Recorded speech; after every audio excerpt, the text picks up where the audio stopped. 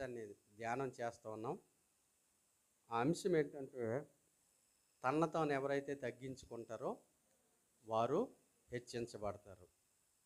ఎవరైతే తనను తాను హెచ్చించుకుంటారో వారు తగ్గింపబడతారు అన్నటువంటి ఒక అంశాన్ని మనం తీసుకొని గత 2 వారాలుగా ఆ వాక్యాన్ని ధ్యానిస్తూ వచ్చాం.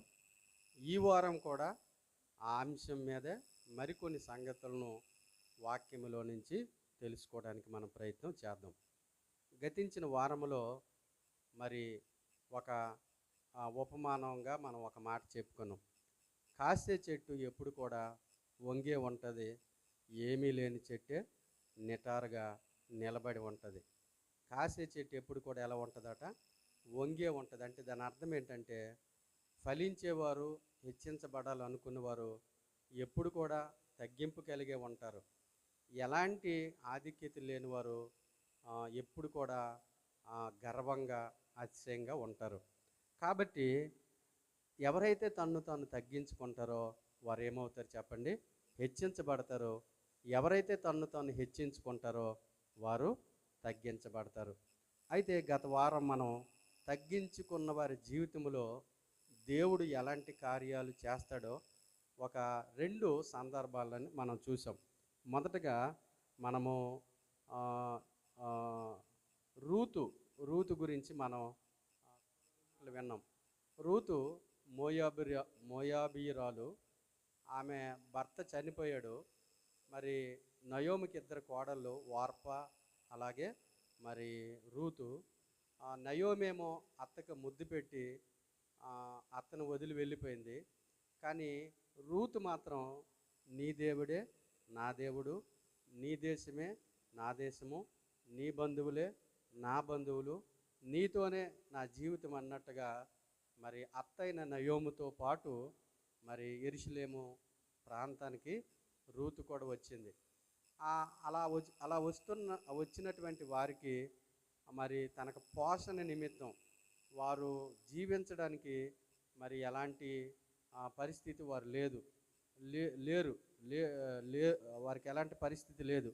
అలాంటప్పుడు ఆ రూతు ఏం చేసిందంటే, ఒకానొక మరి బోయాజు పొలానికి వెళ్ళి పరిగి ఏరుకొని వారి యొక్క పోషణ నిమిత్తం అలాగ తను చేసినట్లుగా మనం చూసాం. ఎప్పుడైతే ఆ రూతు మరి బోయాజు పొలం దగ్గరికి వెళ్ళి, వాస్తవానికి ఆమె యవ్వనస్తురాలు, పని చేసుకోగలిగినటువంటి స్తోమత, స్థితి, సామర్థ్యత ఉంది. కొద్దో గొప్ప ఆ పొలంలో తను కూడా ఒక పనివారుగా చేసే అవకాశము ఉన్నప్పటికీ కూడా తను తగ్గించుకొని దీన మనస్సు కలిగి ఒక పరిగి ఏరుకునే ఒక దీనత్వాన్ని కలిగినటువంటి ఒక స్త్రీగా మనం చూస్తాం. అప్పుడు ఆ బోయాజు ఆ పొలంలో ఏరుకున్నటువంటి రూతుని చూసి, ఈమె ఎవరు అని అడిగితే ఆ పనివారు అని చెప్పారు. అయ్యా, ఫలానా నయోమి కోడలు మోయాబీరాయులు, తన భర్త మామ చనిపోయాడు, బావగారు కూడా తన భర్త చనిపోయాడు, తన మామగారు కూడా చనిపోయాడు. కాబట్టి వారు మరలా తన దేశానికి వచ్చేశారు. వారు ఏమీ చేయలేక ఇలా పరిగి ఏరుతూ ఉందంటే, అప్పుడు ఆ బోయాజు ఆ పనివారు అన్నాడు, మీరు అక్కడక్కడ ఇంకా ఎక్కువ పిడికుళ్ళతో కొద్దిగా పరిగి వదిలేయండి అని చెప్పాడు. తర్వాత ఆమెను మీరు ఏమాత్రం కూడా బాధపరచొద్దు, ఆమెను ఎలాంటి ఆటంకపరచొద్దని తన పనివారితో కూడా చెప్పాడు.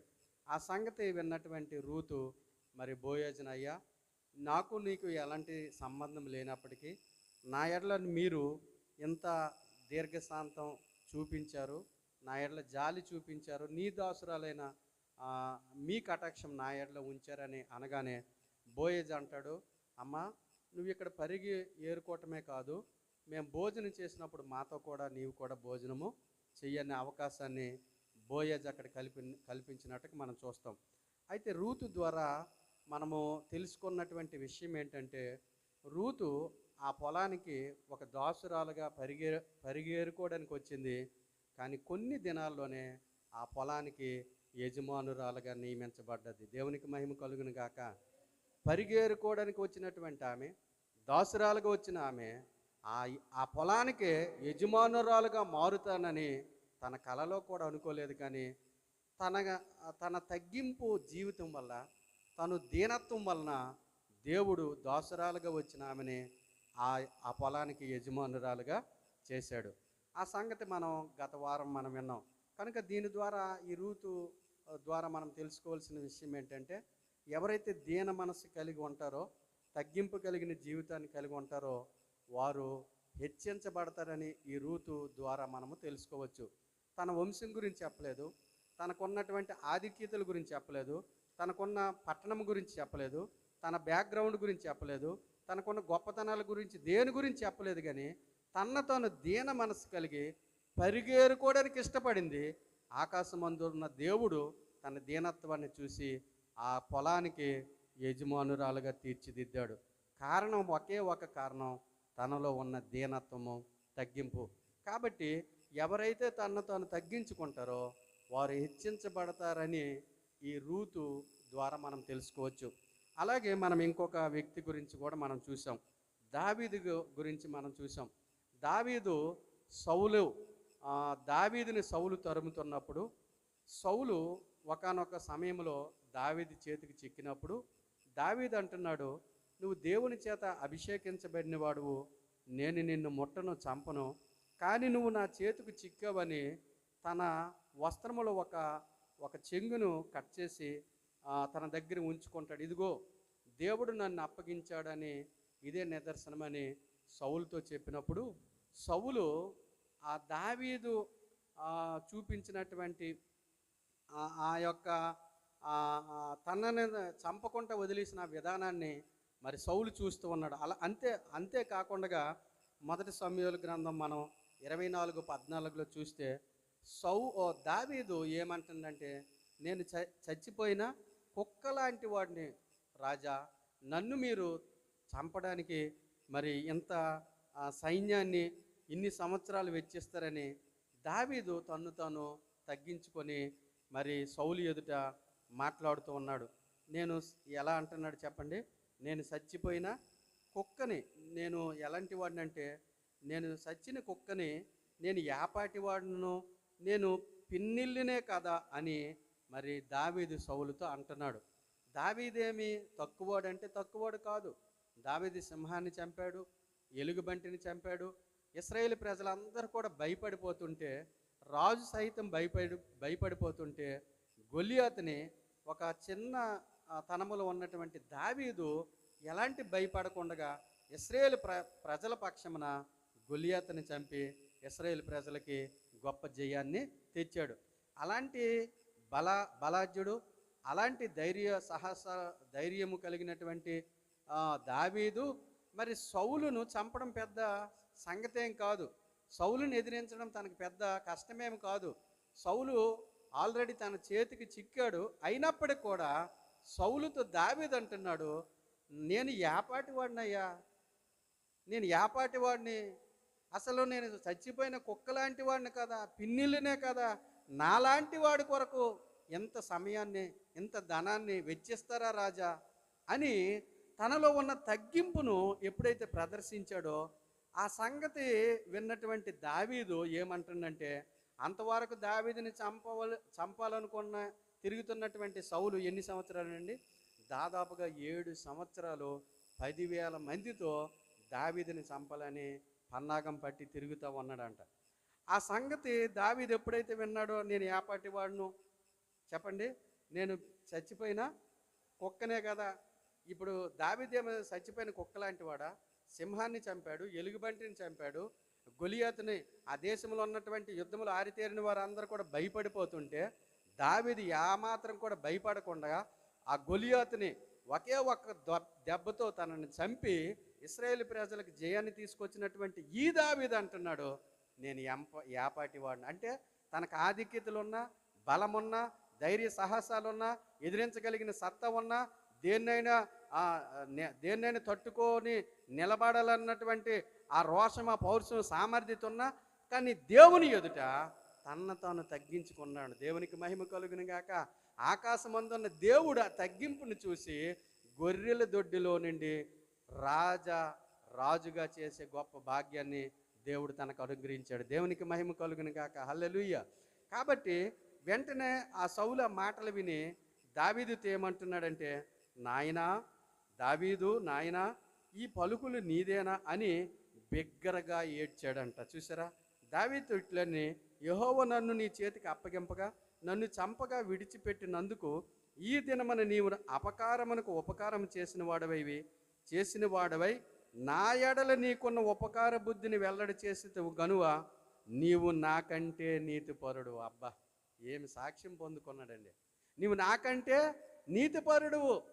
నాయనా దావీదు, నేను అపకారం చేస్తే నువ్వు నాకు ఉపకారం చేశావు. నేను నిన్ను చంపాలని చూస్తే నేను నీ చేతికి చిక్కినా నీవు నన్ను వదిలిపెట్టి, పైగా నేను ఎంతటి వాడిని, నా బలమేపాటిది, నా స్థితి ఆపాటిది, నా జీవితం ఏపాటిది, నా కుటుంబం ఏపాటిది, నాకున్న బలమేపాటిది అన్నవి చూసావు.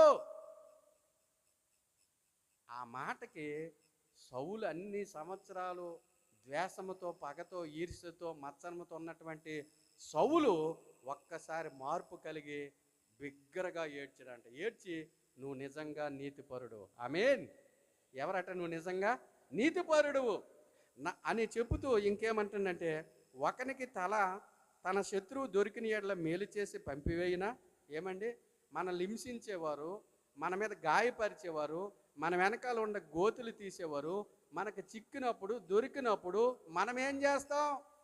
అవకాశాన్ని మన చేతి తీసుకొని ఏమైనా చేయటానికి మనము సిద్ధపడతాం. కానీ దావీదు అలా చేయకుండా అపకారానికి ఉపకారం చేసి శత్రువు దొరికిన ఎడల మేలు చేసి పంపివేయినా, ఈ దినమున నీవు నాకు చేసిన దాన్ని బట్టి యెహోవా ప్రతిగా నీకు మేలు చేయును, నిత్యముగా నీవు రాజుగా అగుదువు. చప్పట్లు కొట్టి దేవుని నామమున మహిమపరచుదాం గట్టిగా.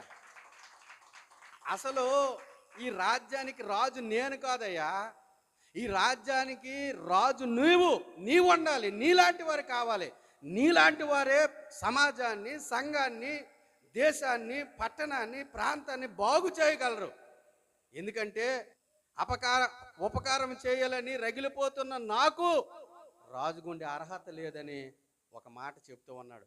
కనుక దావీదులో మనం ఏం చూస్తామంటే, ఒకనొక సందర్భంలో 2 సమయాలు 3-4 అధ్యాయంలో దావీదు ప్రార్థన చేస్తాడు. ఏమనంటే, ఇంతగా నన్ను హెచ్చించడానికి నా కుటుంబము ఏపాటిది, నా చదువు ఎంత, నా వంశం ఎంత, నా ఉద్యోగం ఎంత, నా వ్యాపారం ఎంత, నాకున్న బ్యాక్గ్రౌండ్ ఎంత, ఎంతగా హెచ్చించడానికి నేను ఆకాశం అందున్న దేవుడు చూశాడు. నిజంగా ఇలాంటి వాడే దేవునికి కావాలి, ఆమేన్. ఇలాంటి వాడే ఈ రాజ్యానికి రాజు అవ్వాలి. ఇలాంటి వాడే ప్రజలను పరిపాలించడానికి సమర్థుడు, శక్తిమంతుడు, అర్హుడు అని ఎక్కడో మారుమూల గొర్రెలు కాసుకున్న దావీదుని తీసుకొచ్చి సింహాసనాన్ని ఎక్కించి 40 సంవత్సరాలు ఎదురు లేని పరిపాలన అందించగలిగాడు. కారణం ఒకే ఒక్క కారణం, తనలో ఉన్న తగ్గింపు. కనుక 2 విషయాలు మనం చూసాం. మొదటిదేమో ఒక దీనురాలకు వచ్చింది, తను తగ్గించుకుంది, తన గురించి ఏమీ చెప్పలేదు, తనకున్నదంతా కూడా అది నిరుపయోగంగా ఎంచుకొని ఆ పొలంలో చెప్పండి పరిగి ఏరుకుంటూ ఉంది. అది ఎంత గొప్ప దీనత్వం అండి, ఎంత గొప్ప తగ్గింపు అండి, ఎంత గొప్ప తెగింపు అండి. నీవు నేను ఒకవేళ అలాంటి పరిస్థితి వస్తే మనలో ఎవరైనా ఒక పట్టణానికి, ఒక ప్రాంతానికి వెళ్ళి భిక్షం అడుక్కునే స్థితిలో మనం ఉంటామా? నాకు చదువు ఉంది, నాకు కొద్ది గొప్ప పలుకుబడి ఉంది, నాకు బ్యాక్గ్రౌండ్ ఉంది, నాకు మా వంశం గొప్పది, మా ఊరు గొప్పది, నేను ఏదో చదివాను, నాకు సామర్థ్యత ఉంది, అది కాకపోయినా ఇదైనా ఇవ్వండి అని అంటాం. కానీ ఆమె దీనురాలుగా ఆ పొలంలో చెప్పండి చేను పరిగేరుకోవడానికి వచ్చింది. ఆ పొలానికే యజమానురాలుగా తీర్చబడింది. కారణం తగ్గింపు. రెండోదిగా దావీదు తనకు సామర్థ్యత ఉన్న, బలమున్న, ధైర్యం ఉన్న, రాజు చేతికి చిక్కినా ఏమంటుందంటే, నేను ఏపాటి వాడిని రాజా. అబ్బా, ఎంత గొప్ప దీనత్వం చూడండి, ఎంత గొప్ప తగ్గింపు. నేను ఏపాటి వాడిని అయ్యా, నా కుటుంబం ఏపాటిదయ్యా, నేను చచ్చిపోయిన కుక్క లాంటి వాడినయ్యా. ఈ మాటలు మామూలు మాటలు కాదండి. ఆకాశమందు ఉన్న దేవుడు చూసి తగ్గింపు కలిగిన దావీదును రాజుగా చేశాడు. దేవునికి మహిమ కలుగును గాక. 2 సంగతులు మనం చూసాం. కాబట్టి తన్ను తాను ఎవరైతే తగ్గించుకుంటారో వారు హెచ్చించబడతారు, తన్ను తాను ఎవరైతే హెచ్చించుకుంటారో వారు తగ్గించబడతారు. అలాగే మరి ఇంకొక 2 మాటలు మనం చూసాం. హెచ్చించుకున్నటువంటి నెబుకద్నెజరు ఒకానొక సమయంలో తన రాజనగరులకు వచ్చినప్పుడు తను ఏమనుకుంటున్నాడంటే, ఇదంతా నా వల్లనే కలిగింది కదా, ఇదంతా నేనే కదా కట్టించాను, ఈ నా వల్లనే కదా ఈ ప్రజలు సుఖ సంతోషాలతో శాంతి సమాధానాలతో నెమ్మదితో ఉన్నారని మరి ఎంతగానో తన్ను తాను చెప్పండి హెచ్చించుకుంటున్నాడు. అలా హెచ్చించుకుంటున్న ఆ తరుణములోనే ఆకాశం నుండి ఒక స్వరం వినబడింది. ఓ నెబుకద్నెజరు, ఓ నెబుకద్నెజరు, నిన్ను హెచ్చించుకున్నావు కనుక నీవు మనుష్యుల నుండి తోలివేయబడి ఎక్కడ ఉంటావట? అరణ్యములో ఉంటావు. ఎక్కడ ఉంటావట? అరణ్యములో ఉంటావు. వెంటనే ఆకాశం నుండి ఒక మంచు కురిసి తన శరీరంలో మార్పు వచ్చి మిగతా జంతువుల్లాగా తను కూడా ఒక జంతువుగా మారిపోయి 7 సంవత్సరాలు గడ్డి మేశాడు. ఎవరో? ఒక రాజు, ప్రపంచాన్నే గడగడలాడించినటువంటి ఒక రాజు, ఎన్నో రాజ్యాలు జయించినటువంటి ఒక రాజు, ఎందరిని ఎదిరించగలిగిన ఒక రాజు ఎప్పుడైతే తను గర్వించాడో, అతిశయించాడో, ఈ పట్టణమంతా, ఈ దేశమంతా, ఈ కట్టడం అంతా నా వలనే, నేను లేకపోతే ఇది లేదని ఎప్పుడు తన హృదయంలో అతిశయించాడో, గర్వించాడో, వెంటనే ఆకాశమందున్న దేవుడు చూసి తన గర్వాన్ని అణిచివేశాడు. తత్ఫలితంగా 7 సంవత్సరాల పశువులాగా గడ్డి మేశాడు. ఈ మాటలు వింటున్న సహోదరి సహోదరుడా, ఒక రాజే అలాంటి పరిస్థితి కలిగి ఉంటే నీవు నేను ఎంతో ఒకసారి ఆలోచించాలి. మనం ఆరాధించే దేవుడు ఎవరో తెలుసా? మనం ఏ దేవుని దగ్గరికి వచ్చామో తెలుసా? ఆయన దీనుడు, దీనాతి దీనము కలిగిన దేవుడు. ఆయన దేవుడు అయ్యుండి షరూపులు కెరూపుల మధ్య నిత్యం పరిశుద్ధుడు పరిశుద్ధుడని కొనియాడబడుతున్న ఆ దేవుడు, పరిశుద్ధుడు, 10,000 మందిలో పోల్చదగిన ఆ దేవుడు, మహోన్నతుడు, మహోన్నతమైన స్థలములో నివసించిన ఆ దేవాతి దేవుడు దీనత్వము కలిగి పశువుల పాకలో, పశువుల తొట్టిలో జన్మించడానికి ఇష్టపడ్డాడు. ఎంత గొప్ప దీనత్వం అండి! ఆయన ఎరిగిన నీవు, ఆయన వెంబడిస్తున్న మనము, ఆయన కలిగి ఉన్న మనము తగ్గింపు కలిగి ఉండాలి. అందుకే దేవుడు ఈ లోకానికి మనల్ని ఎన్నుకొన్నాడు, ఏర్పాటు చేసుకున్నాడు. ఆమేన్. ఎవరైతే తన్ను తగ్గించుకుంటారో వారు హెచ్చించబడతారు, ఎవరైతే తన్ను హెచ్చించుకుంటారో వారు తగ్గించబడతారు. ఈ మాటలు వింటున్న నీవు నీ చదువును బట్టి గర్విస్తున్నావా? నీ ఉద్యోగాన్ని బట్టి గర్విస్తున్నావా? నీకున్న భవనం బట్టి గర్విస్తున్నావా? నీకున్న అందమును బట్టి గర్విస్తున్నావా? నీకున్న కలర్ని బట్టి గర్విస్తున్నావా? నీకున్న పలుకుబడిని బట్టి గర్విస్తున్నావా? నీకున్నటువంటి పేరుని బట్టి గర్విస్తున్నావా? నీకున్న బ్యాక్గ్రౌండ్ని బట్టి గర్విస్తున్నావా? దేనిని బట్టి గర్విస్తున్నావు? యాకోబు గారు అంటాడు, మనుష్యుని ఆయువు అంతలో కనబడి కొంతలోనే మాయమైనటువంటి ఆవిరి జీవితం కదా. అంతలోనే కనబడి కొంతలోనే మాయమైపోయిన ఆవిరి జీవితం కదా. నీవు నేను అనగా ఎంత? నీ బలం ఎంత? నీ పలుకుబడి ఎంత? నీ పేరు ఎంత? నీ భవనం ఎంత? చరిత్రలో మనకి ఎన్నో ఆధారాలు ఉన్నాయి కదా. ప్రపంచాన్ని గడగడలాడించిన వారు, ప్రపంచాన్ని తలకిందులు చేసిన వారు, ప్రపంచంలో బాగా రాణించగలిగిన వారు, ఎంతో డబ్బు ఉన్నవారు ఏమీ లేక ఒక నిర్జీవమైన పరిస్థితుల్లో వెళ్ళిపోయారు కదా. వారు చెప్పకనే ఒక పాఠాన్ని మనకు చెప్తున్నారు కదా. కాబట్టి నీవు నేను గమనించాలి, మన దేవుడు తగ్గింపు కలిగిన వాడు కనుక మనకు ఉండవలసింది ఏంటో తెలుసా? తగ్గింపు. అబ్బా, నీకు కావలసింది ఏంటో తెలుసా? తగ్గింపు. నీకెన్నున్నాయి, ఏమన్నాయి? నాదేముందయ్యా? నా చదువు ఎంతయ్యా? నా జ్ఞానం ఎంతయ్యా? నా పేరు ఎంతయ్యా? నాకున్న ఉద్యోగం ఎంతయ్యా? నా ఇల్లు ఎంతయ్యా? ఆయన ఇవ్వకపోతే నేను ఎంతటి వాడినయ్యా అన్నటువంటి దీనత్వం కలిగి ఎవరైతే జీవిస్తారో నా దేవుడు ఖచ్చితంగా వారిని హెచ్చిస్తాడు. ఆమేన్, ఆమేన్, ఆమేన్. ఎవరైతే తగ్గించుకొని జీవిస్తారో ఆకాశం అందున్న దేవుడు చూసి నువ్వు ఉన్న స్థితి నుంచి ఉన్నతమైన స్థితిలోకి నిన్ను నా దేవుడు తీసుకెళ్తాడు. చప్పట్లు కొట్టే దేవుని నామమున. కనుక నెబుకద్నెజరు ఇదంతా నా వల్లనే కలిగింది. కొన్నిసార్లు మనం అనుకుంటాం, నా వల్లనే ఈ మందిరం నడుస్తుంది, నా వల్లనే ఈ కుటుంబం నడుస్తుంది, నా వల్లనే ఈ కంపెనీ నడుస్తుంది, నేను పాడకపోతే ఇక్కడ లేదు, నేను కానుక ఇవ్వకపోతే లేదు, నేను పరిచర్య చేయకపోతే ఏమీ జరగదు అనుకుంటున్నావా? లూసిఫర్ మనందరికీ తెలిసినటువంటి వ్యక్తే. ఆయన వంటి సంగీత విద్వాంసుడు ఎవరూ లేరు. కానీ ఒకానొక దినాన్న గర్వించాడు. నేను దేవునితో పాటు సమానంగా ఎందుకు ఉండకూడదు? నాకు అంత ఆధిక్యత ఉంది కదా, నాకు అంత సామర్థ్యత ఉంది కదా తన్ను తాను దినదినము తన హృదయంలో హెచ్చించుకోవటం మొదలెట్టాడు. ఆకాశంలో ఉండవలసిన ఆ యొక్క లూసిఫరు చివరికి పాతాళములోకి పడద్రోయబడ్డాడు. మీరు చూడండి, ఒక మాట ఉంటుంది, యెషయా గ్రంథం 14వ అధ్యాయము. యెషయా గ్రంథం 14వ అధ్యాయము త్వరగా తీసి చదవండి, 12 నుంచి 15 వచనాలు. యెషయా గ్రంథం 14వ అధ్యాయము 12 నుంచి 15 వచనాలు. తేజో నక్షత్రమా, స్లోగా నిదానంగా గట్టిగా చదవమ్మా. తేజో నక్షత్రం ఎవరంటే వీరు లూసిఫర్. ఎలాంటి పేరు ఉంది చూడండి, తేజో.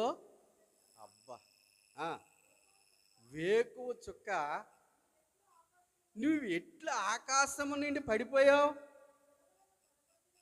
జనములను నీ స్వరం వింటే, నీ పాట వింటే వారు తన్మయం చెంది వారిని వారి మైమరిచే నీ సంగీతం, నీ ధ్వని, నీ పాట, నీ మధురం ఏమైపోయింది? ఎవరంట? తేజో నక్షత్రమా, వేకువ చుక్క, నువ్వెట్లు చదువమ్మా. ఆకాశము నుండి పడితివి, జనములను పడగొట్టింది నీవు, ఎక్కడో ఏ మనుషుడికి అందలేనంత ఎత్తులో ఉన్న నీవు ఇప్పుడు నేల మట్టుకు ఎందుకు పడిపోయావు? ఎందుకు ఆ పరిస్థితి వచ్చింది? దేవాతి దేవుడితో, పరిశుద్ధుడితో నిత్యము పరలోకములో మహిమ కలిగిన ఆ శరీరము ధరించుకొని పరిశుద్ధుడని ప్రతి గానముల చేత కొనియాడబడుతున్న నీవు నీ సంగీతం ద్వారా, నీ పాట ద్వారా, నీ ఆరాధన ద్వారా దేవుడు తన్మయం చెంది ఆగ్రహిస్తుంటే ఆ గొప్ప ఆధిక్యతను పొందుకొని తేజో నక్షత్రమా, వేకువ చుక్క, నీవు ఎలా ఆకాశంలో ఉన్న నీవు ఈ భూమికి ఎలా దిగిపోయావు?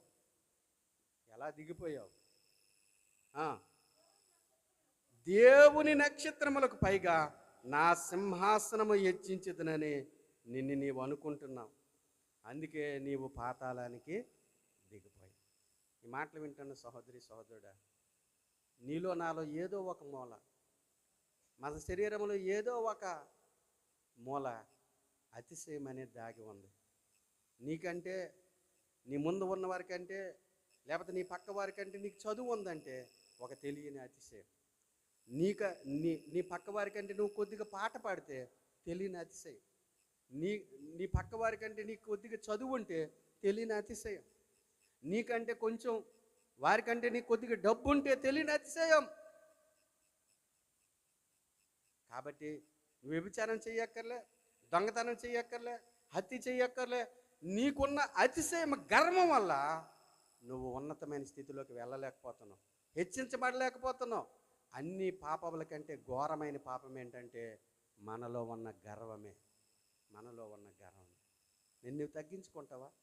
నా ఊరు ఏంటి సార్, నా పేరు ఏమనుకున్నారు, మా కుటుంబ నేపథ్యం ఏంటో తెలుసా, మా బ్యాక్గ్రౌండ్ నీకు తెలుసా, మా బంధువుల గురించి తెలుసా, మా ఆయన గురించి తెలుసా, మా భర్త భార్య గురించి తెలుసా, మా పిల్లలు ఎవరు, మా చదువు గురించి తెలుసా? ఏం మాట్లాడుతున్నారండి? ఎవరిని చూసి మాట్లాడుతున్నారు? నీవెంత, నీ స్థితి ఎంత అన్నటువంటి ధోరణి మనలో ఉందా? అయితే అది నీ నాశనానికే, అది నీ పతనానికే, అది నీ యొక్క దిగజారిపోయిన స్థితికే. ఈ మాటలు వింటున్న నీవు నెబుకద్నెజరు ఇదంతా నా వల్లనే కలిగిందని హృదయంలో గర్వించాడు, అట్టడుగు స్థితిలోకి వెళ్ళిపోయాడు. లూసిఫర్, ఎక్కడో ఉండవలసిన లూసిఫరు చివరికి నేల మట్టుకి త్రోసివేయబడ్డాడు. కారణం ఏంటి? ఈ మాటలు విన్నప్పుడు నిజమే, ఒకప్పుడు నా కుటుంబం ఉన్నతంగా ఉండేది, నా పరిస్థితి ఎంతో ఆహ్లాదకరంగా ఉంది. కానీ ఇప్పుడు రోజు దిగజారిపోతున్నాను, రోజు అడుగంటిపోతున్నాను, రోజు వెనక్కి వెళ్ళిపోతున్నాను, రోజు దుఃఖంతో నిండిపోయింది, రోజు రాణించలేకపోతున్నాను. ఏంటి కారణం అంటే నీలో ఉన్న గర్వమే, నీలో ఉన్న అతిశయమే, నీలో ఉన్న హెచ్చింపే నీ జీవితాన్ని, నీ కుటుంబాన్ని పతనావస్థలోకి నడిపిస్తుంది. అన్ని సామర్థ్యతలు ఉన్నటువంటి దావీదు నేను చచ్చిపోయిన కుక్కను అంటున్నాడు, నేను యాపాటి వాడిని అంటున్నాడు, నా కుటుంబం యాపాటిది అంటున్నాడు. నీకు నాకున్నది ఎంత? నీకు నాకున్నది ఏంటి? నీకు నాకున్నది ఎంతవరకు పనిచేస్తుంది? ఒకసారి ఆలోచించేద్దాం. కాబట్టి రెండోదిగా లూసిఫర్ ఏం చేశాడు చెప్పండి? తను హెచ్చించుకున్నాడు, తత్ఫలితంగా తాను తగ్గించబడ్డాడు. అలాగే సిద్కియా రాజు గురించి కూడా మనం చూసాం. సిద్కియా చిన్న వయసులోనే రాజు అయ్యే భాగ్యాన్ని దేవుడిచ్చాడు. కానీ రెండో దినవృత్తాంతాల గ్రంథం 36 అధ్యాయము 11 నుంచి 13 వచనాలు, ఇదంతా గత 2 వారాలు మనం చూసినటువంటి వాక్యాన్ని ఒకసారి గుర్తు చేసి మరొక కొన్ని మాటలు మనం వినటానికి నేను చెప్తూ ఉన్నాను. అలా సిద్కియా చిన్న వయసులోనే రాజు అయ్యే అవకాశాన్ని దేవుడిచ్చాడు. కానీ సిద్కియా తన దేవుని మీద దృష్టి నిలపకుండగా, తన దేవుడు చెప్పినట్టుగా నడవకుండగా, తన దేవుడు చెప్పినట్టు మాట వినకుండగా, తన ఇష్టానుసారంగా ప్రవర్తిస్తూ వచ్చాడు. ఎవరిని మాట లెక్క చేయలేదు. చివరికి ఇర్మియా, ఆ కాలంలో ప్రవక్త అయిన ఇర్మియా వచ్చి మరి దేవుని వార్తని సిద్కియాకి అందించాడు. అయ్యా, ఓ సిద్కియా, ఎవరికి లేని ఆధిక్యత దేవుడు నీకు ఇచ్చాడు, ఎవరికి లేని గొప్ప భోగభాగ్యం నువ్వు అనుభవిస్తున్నావు. కాబట్టి నీవు సక్రంగా నడుచుకో, మర్యాదగా నడుచుకో, దేవునికి ఇష్టానుసారంగా నడుచుకో, దేవుని యందు భయభక్తులు కలిగి నిలుపు అని ఇర్మియా ద్వారా దేవుడు సెలవిస్తే, ఇర్మియాని అలా చెప్పాడని గద్దించాడని మరి ఇర్మియాని నిష్కారణంగా జైల్లో చెరసాల్లో వేసినట్టుగా మనం చూస్తాం. ఆకాశమందు ఉన్న దేవుడు చూసి ఒకరోజు శత్రువుల్ని సిద్కియాని శత్రువుల చేతికి అప్పగించాడు. తన కళ్ళ ముందే కొడుకుల్ని చంపితే ఒక రాజు ఏమీ చేయలేని స్థితిలోకి వెళ్ళిపోయాడు. తన కళ్ళ ముందే తన కొడుకుల్ని వధ చేస్తుంటే, తన కళ్ళ ముందే కొడుకులు నిర్దాక్షిణ్యంగా చంపుతుంటే, నాన్న నాన్న రక్షించని ఎంతగానో ఏడ్చి ఉంటాడు. నేమి చేయలేక నిస్సాయ పరిస్థితుల్లో తన కొడుకుల్ని పోగొట్టుకున్నాడు. తను కూడా గొలుసుల చేత బంధించబడ్డాడు. తన కళ్ళు కూడా ఊడదీయబడ్డాయి. చివరికి నాశనమయ్యాడు. కారణం ఏంటంటే తన్ను తాను హెచ్చించుకున్నాడు. చెప్పండి, తన్ను తాను హెచ్చించుకున్నాడు. కాబట్టి బైబిల్లో ఒక మాట చూస్తాం, ఎన్నిసార్లు గద్దించినా లోబడిన వాడు మరి తిరిగి లేకుండా నాశనం అవుతాడు. సామెతలు 29:1 మనం చూస్తాం. యాకోబు రాసిన పత్రిక 2:22 వచనంలో చూస్తే, మీరు వినివారు మాత్రమై ఉండక మిమ్మల్ని మీరు మోసపరుచుకోండి. బాగా చెప్పారు పాస్టర్ గారు, ఈ పాస్టర్ గారు బాగా చెప్పలేదు అని అన్నట్టుగా మీరు తూకం వేయకుండా, ఈ వాక్యం ద్వారా, ఈ మాట ద్వారా నా జీవితాన్ని మార్చుకుంటాను, నా కుటుంబాన్ని సరిచేసుకుంటాను, నేను ఆ వాక్య ప్రకారం నడుస్తానని నువ్వు తీర్మానం చేసుకొని అలా నడవగలిగితే, అలా నువ్వు జీవించగలిగితే, నా దేవుడు వారిని హెచ్చించిన దేవుడు నిన్ను కూడా హెచ్చించడానికి సంసిద్ధుడు. దేవునికి స్తోత్రం. అలా చెబుతూ మరికొన్ని మాటలు మనం చూద్దాం.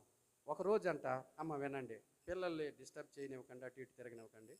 ఒకరోజు మరి ఒక ఆయన కొండ దగ్గరికి వచ్చి, కుండ నీ వేసవి కాలంలోనూ చల్లగుంటావు, చలికాలంలో కూడా చల్లగుంటావు. ఇంతకీ వేసవి కాలంలో చల్లగుండడానికి, చలికాలంలో చల్లగుండడానికి నీకున్న రహస్యం ఏంటి, కొద్దిగా చెప్పవా అని కొండను అడిగితే, ఆ కొండ అన్నదంట, నేను ఎక్కడి నుంచి వచ్చాను? మట్టిలో నుండి వచ్చాను. నేను మళ్ళీ తిరిగి ఎక్కడికి వెళ్తాను? మట్టిలోకే వెళ్తాను. కాబట్టి మట్టిలో నుండి వచ్చిన నన్ను, తిరిగి మట్టిలోకి వెళ్ళిపోయిన నాకు ఎప్పుడు చల్లగానే నేను ఉంటాను. నాకెందుకు అంత మట్టిలో నుండి వచ్చి మట్టిలోకి వెళ్ళిపోయిన నాకెందుకు అంత బడాయి అని ఆ కొండ ఆ యొక్క మనిషితో చెప్పిందట. దాని అర్థం ఏంటంటే, మనము ఎవరికి వారు ఎవరైతే తగ్గించుకుంటారో వారు హెచ్చించబడతారని ఆ మాట ద్వారా మనము తెలుసుకోవచ్చు. మనం ఆశీర్వదించబడటానికి ఒకే ఒక కారణం ఏంటంటే, ఒకే ఒక్క లక్షణం ఏంటంటే తగ్గింపు. చెప్పండి, ఏంటట? తగ్గింపు. ఏంటి చెప్పండి అట? తగ్గింపు. కనుక ఒక్క ఉపమానాన్ని యేసుక్రీస్తు ప్రభు వారు చెప్పారు. అది నేను చెప్తాను చూడండి. మరి లూకా సువార్త 18వ అధ్యాయము 9 నుంచి 14 వచనాల వరకు మనం చూస్తే, లూకా సువార్త 18వ అధ్యాయము 9 నుండి 14 వచనాలు కనుక మనం చూస్తే అక్కడ ఒక ఉపమానం మనకి కనిపిస్తుంది. ఇద్దరు వ్యక్తులు మనకి కనిపిస్తారు. ఒకరేమో పరిసయ్యుడు, ఇంకొకరేమో సొంకరి. పరిసయ్యుడు యూదులలో ఒక నిష్టకల తెగకి చెందినవారు. యోధ జాతిలో ఒక తెగకి చెందినటువంటి వారు ఈ పరిసయ్యులు. వీరు ఎలాంటి వారంటే బహునిష్ట కలిగిన వారు. ఎలాంటిదంటే ధర్మశాస్త్రాన్ని అక్షరాల ఉన్నట్టు పాటించగలిగిన నిష్ట ఎవరంటే ఈ పరిసయ్యులు. ఈ పరిసయ్యులు వారు ఏమనుకుంటారంటే, అందువల్ల ఈ పరిసయ్యులు ఇతరుల కంటే మేమే నీతిమంతులమని తమను తాము అలా హెచ్చించుకుంటారు. కానీ అక్కడ ఇద్దరు వ్యక్తులు ఉన్నారు. ఒకరేమో పరిసయ్యుడు, ఇంకొకరేమో సొంకరి. ఈ సొంకరేమో రోమా ప్రభుత్వం పక్షముగా పన్ను వసూలు చేసేవారు. వీరు మరి నియమింపబడిన దానికంటే, వసూలు చేసే దానికంటే అన్యాయంగా ఎక్కువగా వసూలు చేసేవారు. అందువలన వీరిని ఆ కాలంలో మరి యూదులు వీరిని పాపులుగా చూసేవారు. అయితే గమనించండి, ఇలాంటి ఈ ఇద్దరు కూడా ఒకానొక దినమున ప్రార్థన చేయటానికి వారు దేవుని మందిరానికి వచ్చి ప్రార్థన చేస్తూ ఉన్నారు. వారిలో పరిసయ్యుడు ప్రార్థన చేశాడు, సొంకర కూడా ప్రార్థన చేశాడు. పరిసయ్యుడి ప్రార్థన దేవుడు అంగీకరించలేదు, సొంకర ప్రార్థన దేవుడు అంగీకరించి ఏమన్నాడంటే, ఎవరైతే తనను తాను తగ్గించుకుంటారో వారిని హెచ్చించబడతారు, వారి ప్రార్థన అంగీకరించబడుతుందని యేసుక్రీస్తు ప్రభువారు ఈ ఉపమానం ద్వారా చాలా చక్కని విషయాలు చెప్పారు. అయితే ఈ పరిసయ్యులు ఎవరంటే ధర్మశాస్త్రాన్ని అక్షరాల తూచా తప్పకుండా పాటించినటువంటి వారు. అంత మాత్రమే కాకుండా వీరు నిష్ట కలిగినటువంటి వ్యక్తులు అనమాట. ఈ యొక్క వీళ్ళు ఎలాంటి వారు చూడండి. మత్తయి సువార్త 23వ అధ్యాయము 23-24 వచనాల్లో చూస్తే, అయ్యా వ్యాసదారులైన శాస్త్రులారా, పరిసయ్యులారా, మీరు పుదీనాలోను సోపులోను జీలకర్రలోను 10వ వంతు చెల్లించి ధర్మశాస్త్రంలో ప్రధానమైన విషయములు అనగా న్యాయమును, కనికరమును, విశ్వాసమును విడిచిపెట్టితిరి, వాటిని మానక వీటిని చేయడి. అంటే ఈ పరిసయ్యుడు ఎలా ప్రార్థన చేస్తున్నాడు? నేను ఇదిగో ఈ సొంకర వలె నేను ఉండలేదు. నేనేం చేస్తున్నానంటే వారమునకు 2 మార్లు నేనేం చేస్తున్నానట, ఉపవాసం ఉంటున్నాను. నా సంపద అంతట్లో 10వ భాగము నేను చెల్లించుచున్నానని తనలో తాను ఏం చేస్తాను చెప్పండి, ప్రార్థన చేసుకుంటూ ఉన్నాడు. అంటే పరిసయ్యుడు మరి ఆచార సంబంధంగా, వారి మత సంబంధంగా ప్రవర్తిస్తున్నాడు తప్ప, తనలో తాను ప్రార్థిస్తున్నాడు తప్ప దేవుని నీతిని మాత్రం ఈ పరిసయ్యుడు దేవుని నీతి కలిగి ప్రవర్తించట్లేదు. తన సొంత నీతిని నమ్ముకొని దేవుని నీతికి లోబడిన వ్యక్తిగా ఉన్నాడు. కానీ సొంకర మాత్రం అలా ప్రార్థన చేయలేదు. పశ్చాత్తాపంతో ఎంతో కన్నీటితో ప్రార్థన చేసినట్టుగా మనము ఈ యొక్క ఉపమానంలో మనం చూస్తాం. అయితే ఈ పరిసయ్యుడు వారానికి 2 మారులు ఉపవాసం ఉంటున్నాడు, తన సంపద అంతట్లో దేవునికి దశంభాగాన్ని ఇస్తున్నాడు. కానీ న్యాయమును, కనికరాన్ని, విశ్వాసాన్ని వదిలేశాడు. అంటే వారు మతానికే ప్రాధాన్యత ఇస్తున్నారు, కానీ దేవుని చిత్తానికి, దేవుని నీతికి లోబడని పరిసయ్యుడిగా ఉంటున్నాడు. అంత మట్టిగా కాకుండా మరి వీరు మరి వారి యొక్క మతం విషయంలో చాలా నిష్ట కలిగినటువంటి వ్యక్తులు. అక్షరాల ఉన్నది ఉన్నట్టుగా తూచా తప్పకుండా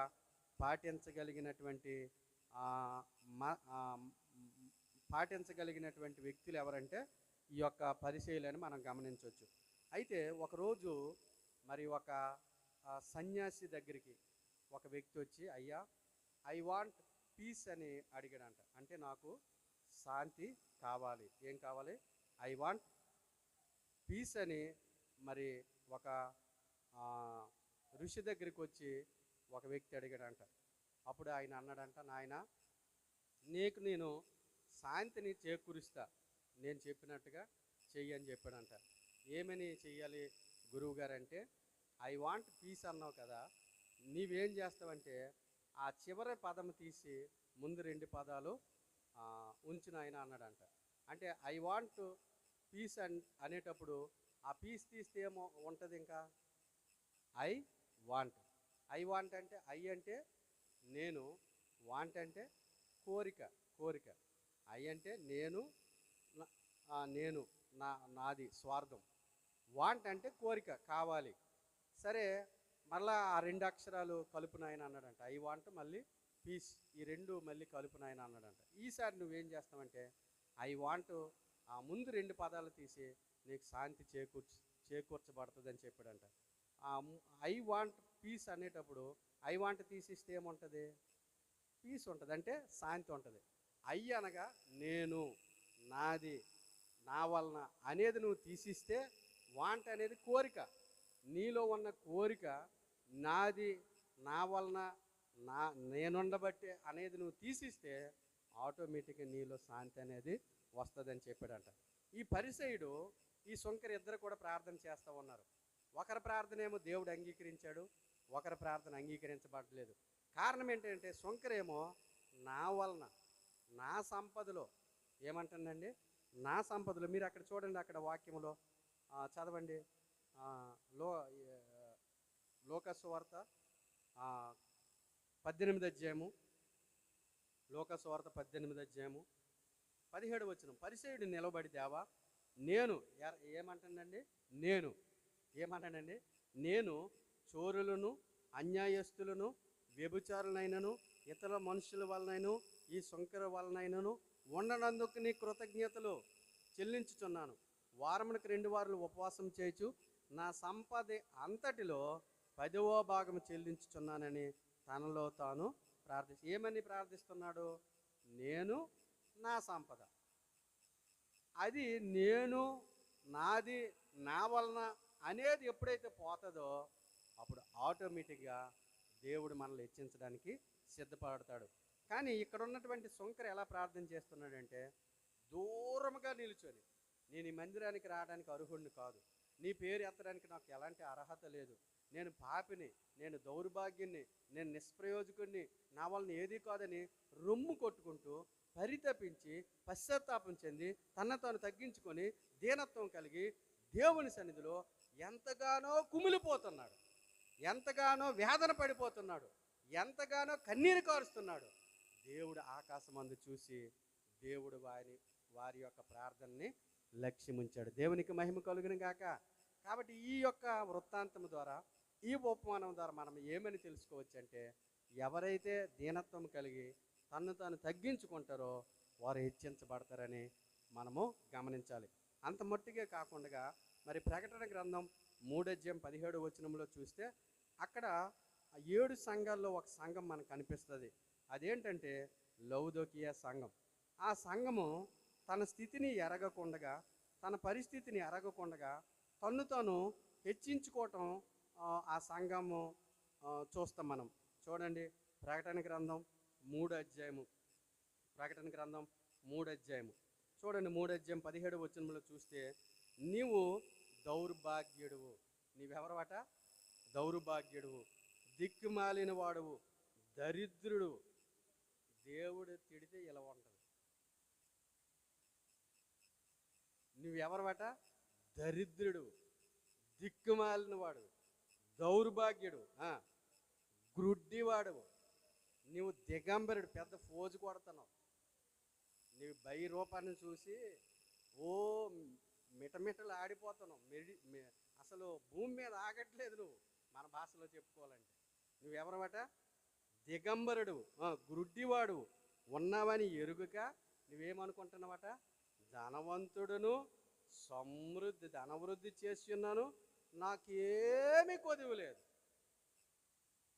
ఫస్ట్ ఎలాంటి వాడంట, దౌర్భాగ్యుడు. దౌర్భాగ్యుడు అంటే ఓడిపోయిన వ్యక్తి, పాపముతో నిండిపోయిన వ్యక్తి దౌర్భాగ్యుడు. కానీ ఏమంటాడట, నాకేం కొదువు లేదు. ఎందుకు సార్ ప్రార్థన, ఉపవాసం ఎందుకు ఇప్పుడు? నీకు టైము పాడు లేదా? వరుస కోటాలు పెడతావా?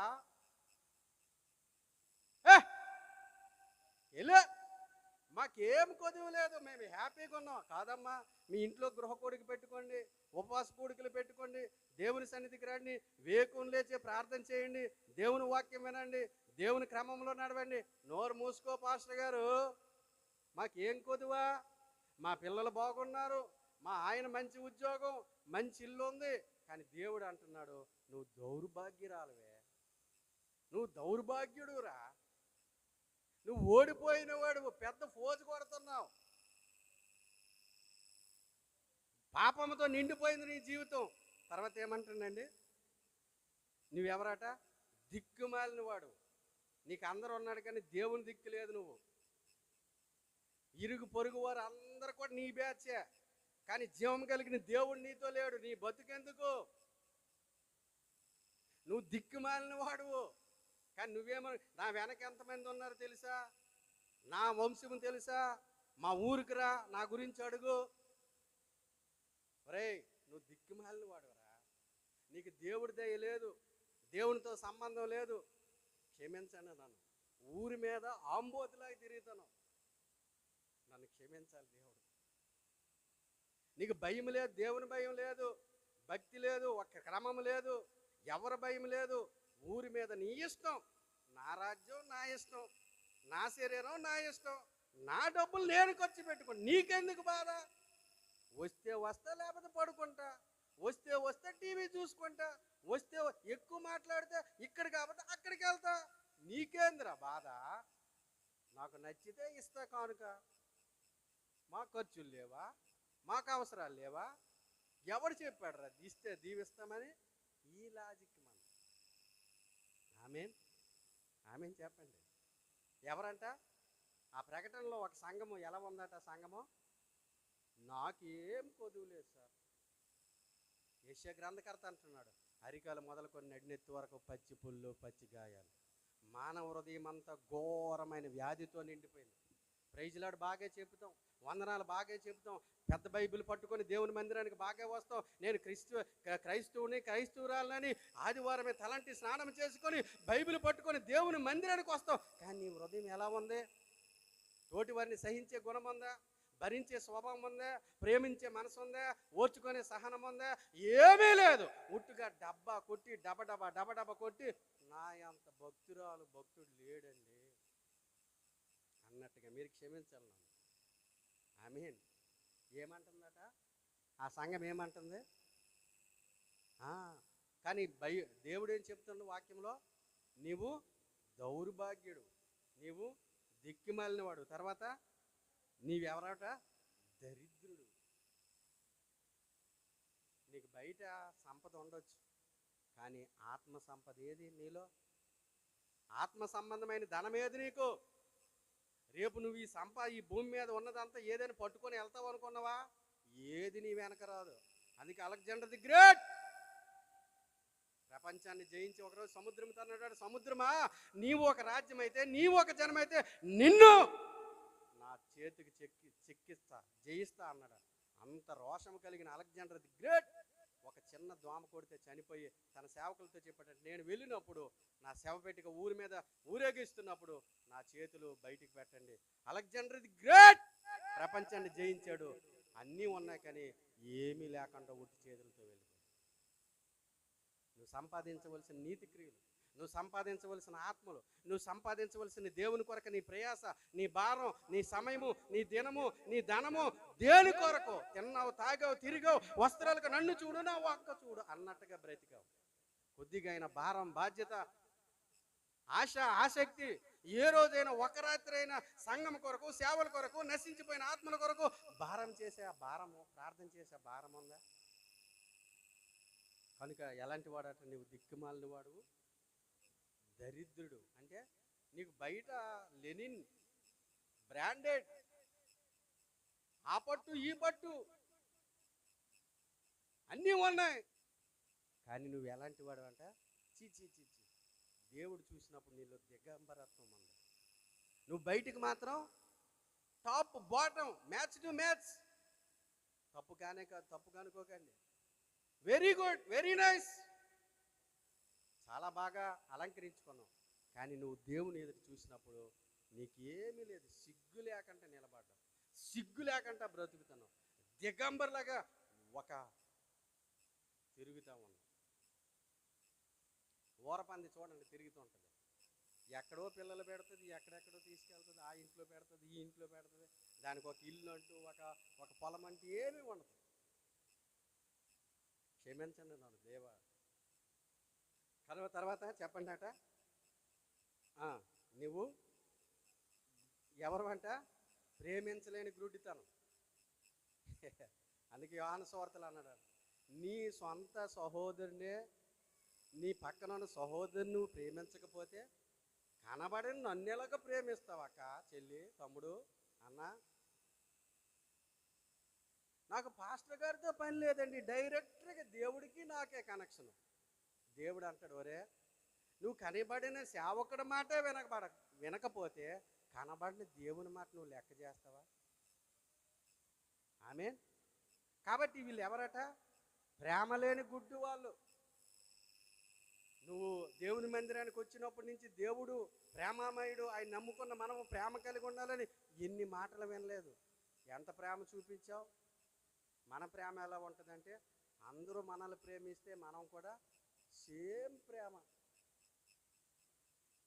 మనల్ని భోజనంకి పిలిస్తే మనం భోజనం, మనల్ని గౌరవిస్తే మనల్ని గౌరవిస్తాం, మనకి డబ్బులు ఇస్తే మనం డబ్బులు ఇస్తాం, మనల్ని ఆదుకుంటే ఆదుకుంటాం. ఇది మన ప్రేమ. కానీ మన యేసయ్య ప్రేమ అగాపే ప్రేమ. ఆమేన్, ఆమేన్. స్వార్థం లేదు, ప్రాణాన్ని అర్పించిన ప్రేమ. ఆ ప్రేమ మీరు కూడా కలిగి ఉండండి. పాస్టర్ గారు ఎన్నైనా చెప్పండి, ఆమెతో మాట్లాడినంటే మాట్లాడినండి అంతే. మరి ఆమె పేరేంటి? ప్రేమ. ఆమె పేరేంటి? శాంతమ్మ. శాంతే ఉండదు ఇంటిలో. కాబట్టి చివరిగా చెప్పండి, నీవు దౌర్భాగ్యుడు, దిక్కుమాలిన వాడు, దరిద్రుడు, గ్రుడ్డివాడు, తర్వాత దిగంబరుడు అయి ఉన్నావు. నీ వస్త్రాలు నువ్వు వేసుకున్నావు, కానీ నీలో దిగంబరత్వము ఉందని ఆ సంఘానికి చెప్తూ ఉన్నాడు. కాబట్టి నిన్ను నువ్వు తగ్గించుకోమని ఆ సంఘానికి మరి చెప్తున్నట్టుగా మనము గమనించవచ్చు. కనుక ప్రియులారా, ఈ మాటలు వింటున్న మనము ఎవరైతే దాన్ని తగ్గించుకుంటారో వారు హెచ్చించబడతారు. ఎవరైతే తను హెచ్చించుకుంటారో వారు తగ్గించబడతారు. తగ్గించుకోవటం వలన దేవుడు నిన్ను హెచ్చిస్తాడు. తగ్గించుకోవటం వల్ల దేవుడు నీతో నివసిస్తాడు. తగ్గించుకోవటం వల్ల దేవుడిని మొర్ర వింటాడు. తగ్గించుకోవటం వల్ల ఆయన దృష్టి నీ మీద ఉంటుంది. తగ్గించుకోవటం వల్ల ఆయన కృప నువ్వు పొందుకుంటావు. ఈ మాటలు విన్న నీవు ఈరోజైనా మనసు మార్చుకొని, నా యేసయ్య పరిశుద్ధుడయ్యుండి, ఆయన దేవాతి దేవుడయ్యుండి, ఆయన లేకుండా ఏదీ లేదు, సమస్తం ఆయన వలన కలిగింది, ఆయనే అంత దీనముగా జీవిస్తే నేను నా కుటుంబం ఎంతని ఎవరినైతే తను తగ్గించుకుంటారో, ఎవరైతే తాను తగ్గించుకోవడానికి ఇష్టపడి బ్రతుకుతారో, నా దేవుడు మరి రూతుని హెచ్చించినట్లుగా, నా దేవుడు దావీదుని హెచ్చించినట్లుగా, నా దేవుడు హిజ్కియాని హెచ్చించినట్లుగా, అనేకులను హెచ్చించినట్లుగా ఒక దినాన్న నిన్ను నా దేవుడు హెచ్చిస్తాడు. అలాంటి గొప్ప ఆధిక్యత మనందరం